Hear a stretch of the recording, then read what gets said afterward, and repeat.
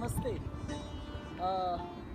हम यहाँ आनंद ले रहे हैं अपने जीवन का और माया जाल का।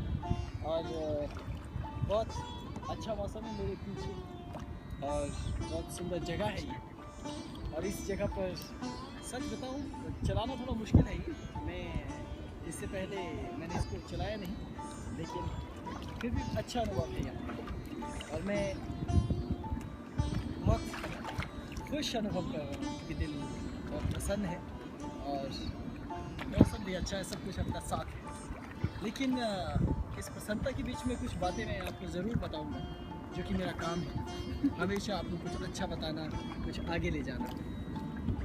मैं ये चाहता हूँ कि जब भी साधक माया जाल में रहे या इस पृथ्वी पर रहे, क्योंकि कौल कुल के योगी होने के नाते आपके ऊपर कोई बंदिश तो है नहीं, आप कुछ भी कर सकते हैं, जो भी आप चाहें, जैसा भी आप चाहें। लेकिन फिर भी सावधान रहने की ज़रूरत होती है, क्योंकि माया जाल में आपको क्या करना है कभी कभी आप भूल जाते हैं और कभी कभी आप भावनाओं में बह जाते हैं। तो आज मैं आपको ये बताना चाहता हूँ कि हमारा जीवन कैसे चलता है और आपको एक योगी होने के नाते जीवन को कैसे चलाना है, कैसे संचालित करना है। क्योंकि बहुत से लोग अक्सर उदास रहते हैं, उनके जीवन में परेशानियाँ हैं, दुख हैं, पीड़ाएँ हैं, और वो इतने परेशान हैं क्योंकि जीवन में लगातार परेशानियाँ आ रही हैं और वो साधना करना चाहते हैं, लेकिन वो साधना कर नहीं पा रहे। ऐसी परिस्थिति में क्या किया जाना चाहिए, ये बहुत महत्वपूर्ण है। तो मैंने हमेशा कहा है कि साधना करो, ध्यान करो और योग की शरण में रहो, क्योंकि योग ही एकमात्र उपाय है जिससे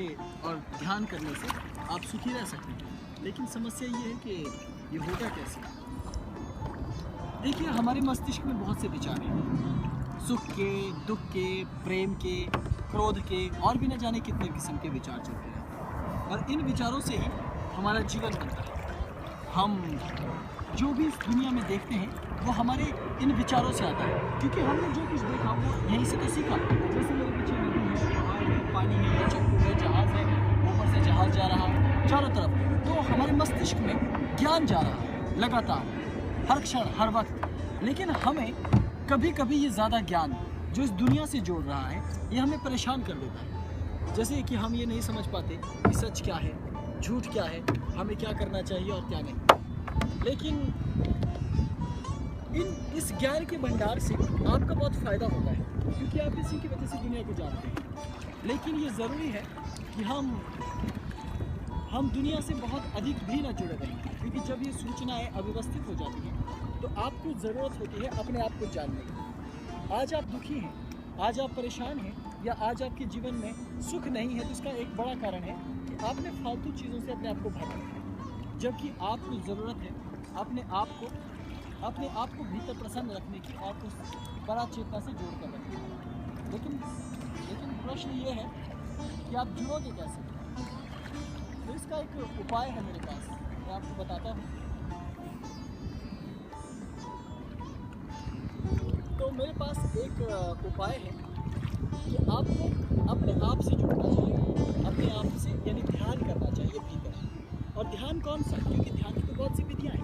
तो जीवन को सुखी बनाने के लिए और सही रखने के लिए ये बेहद ज़रूरी है कि ध्यान की एक अवस्था में जाने के लिए आप अपने आप को तैयार करें। और आपका जीवन बना है विचारों से, तो इसलिए विचारों को हटाना एक छोटी सी क्रिया है, और जिससे आप अपने जीवन को बदल सकते हैं, अपने जीवन में परिवर्तन ला सकते हैं। लेकिन ये होगा कैसे। इसके लिए ये ज़रूरी है कि हम कुछ सिद्धांतों को समझें जीवन के। जैसे मान लीजिए मेरे जीवन में सुख है तो मैं सुखी अनुभव कर रहा हूँ, दुख है तो मैं दुखी अनुभव कर रहा हूँ।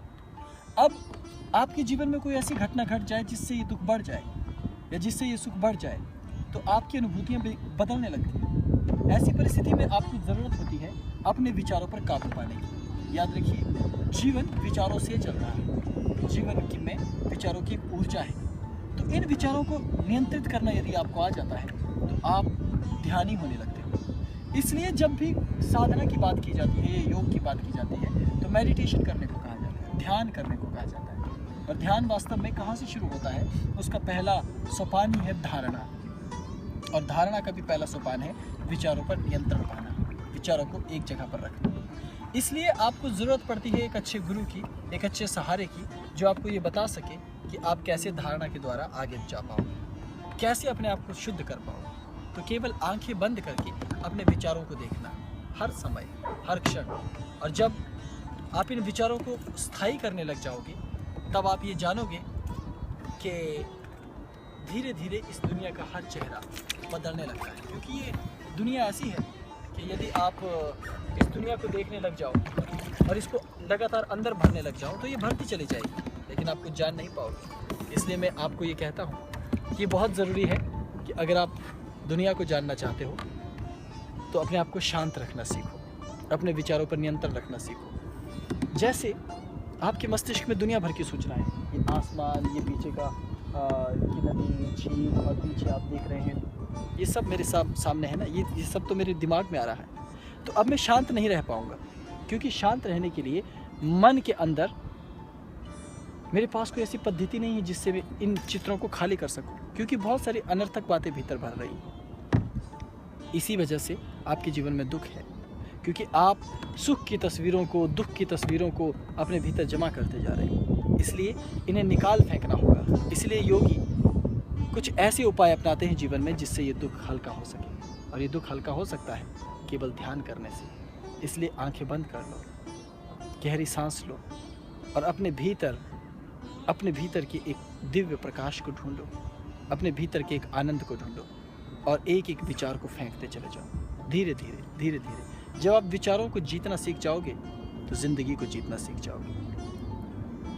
आज मैं केवल आपको इशारा कर रहा हूं कि विचारों को जीतना एक अच्छा खेल है, इसलिए यहाँ से आप शुरू करो, तो मैं फिर जल्द ही आपको इसका आगे का रास्ता बताऊंगा कि आगे क्या किया जा सकता है। लेकिन याद रखना, ये विचार बेहद मजबूत हैं। तो फिर मिलते हैं कुछ देर के बाद। अभी तो मैं मस्ती करता हूँ थोड़ी सी, और आपको कुछ नई बातें बताऊंगा, लेकिन इशारों में। देखिए, मैं इशारों में केवल इसलिए बताता हूँ क्योंकि मैं सारे भेद अभी नहीं खोलना चाहता, क्योंकि मैं जानता हूँ तुम अभी मुझे परखना चाहते हो, मुझे देखना चाहते हो कि मैं क्या जानता हूँ। मेरी चिंता मत करो, मैं बहुत कुछ जानता हूँ, माया के बाहर रहना भी और माया जाल के भीतर भी। ज़रूरत यह है कि तुम इस बात को सीख सको। तो आनंद लेते हैं, मस्ती करते हैं। ओम नमः शिवाय, प्रणाम।